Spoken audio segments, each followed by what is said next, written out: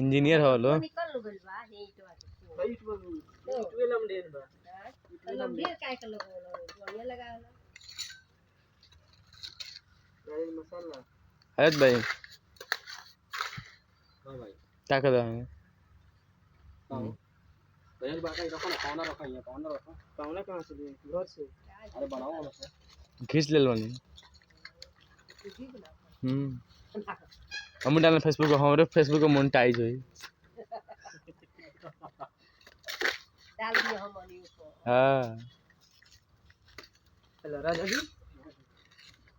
पावना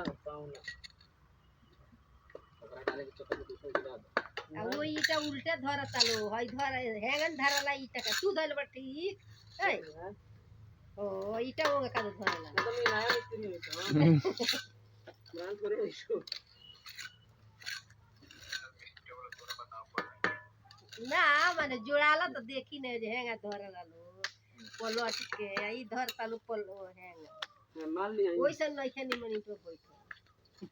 सब बोल कोबो ईटा धइलेला हैगा के पट जोर देनी हेलो राघव